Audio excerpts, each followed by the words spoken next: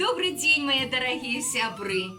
Добрый день! Ну что, замерзли крышечку? Ага, зима! Вось трэба футра цёплае рыхтаваць. А думаеце, даўно мелі людзі футра? Не, миленькие. Яны хадзілі, дзе лючэй трэба было выйсці, у кажухах. Яшчэ ведаю такі вось элемент, прадмет гардероба, плюшоўкі былі. Ну і на вось такое надвор'е вясновае, асенняе бабка называла ясёнка, паліто такое таннейшае крышачку. Але гэта не ўвесь гардероб. Была яшчэ адна цікавая рэч, з якой я сёння вас пазнаёмлю. Открываем наш чамадан. І што мы тут бачым? Вось якая прыгажосць. Гэта, ведаеце, раскрыю больш, вось гэта хуста. Вось, гэта так, не сумнявайцеся, гэта прадмет гардероба.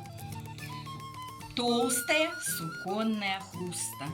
Ну як яе насілі? Абхіналіся ёю, калі было хладней. А вось нават, дапускаю, едучы на коніку, абхіналіся нават з галавою вось гэтай хустай. Яна такая прыгожая, з геаметрычным малюнкам, вось з такімі вісюлечкамі, вось з такой прыгажосцю. Так, яна, напэўна, не вельмі яркая, аднак не ў гэтым, напэўна, ейная ценнасць, а ў тым, што яна ратавала ад холаду. І вось часта моя мама рассказывала, ідучы ў касцёл, бралі з сабой вось жанчыны.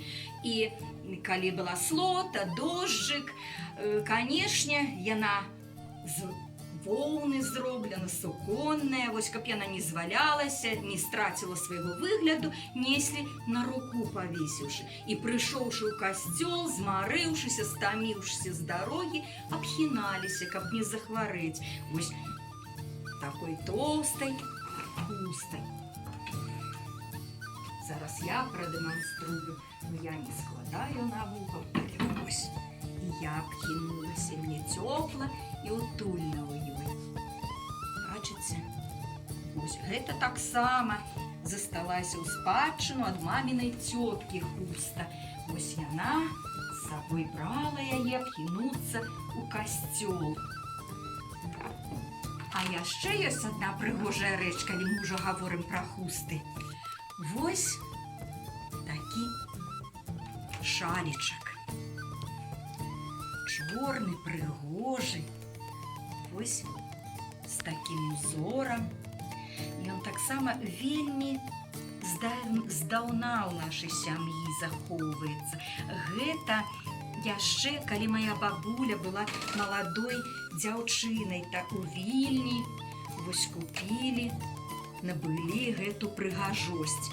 І ведаеце, не дзівіцеся, што яна чорная. Бабуля моя завязвала, выкарыстоўвала, выходзіла ў людзі, вось на добрыя справы.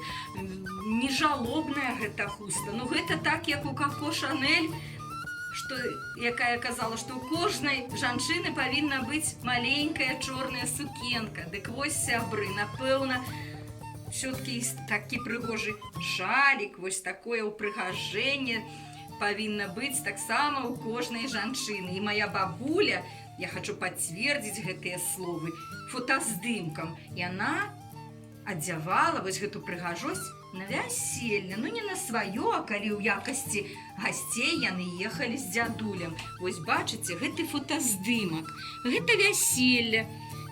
Адбывалася ў нашым краі у 55-м годзе мінулага стагоддзя. І вось тут я зараз укажу вам, вось, дзе знаходзіцца моя бабуля, завязаўшы гэты шалік. Гэта такое святочнае ўбранне было для яе, вось, калі ласка. Вось моя бабуля. У гэтым шаліку прыгожым стаіць на вяселлі, на фотаздымку. Гэта 1955 год. Бачыце, якая прыгажосць у мяне захавалася. Яшчэ шмат цікавага тоіць мой чемодан. І я думаю, што ў наступны раз я вас таксама пазнаёмлю з цікавай гісторыяй, з цікавым прадметам. Да новых цікавых сустрэч, сябры!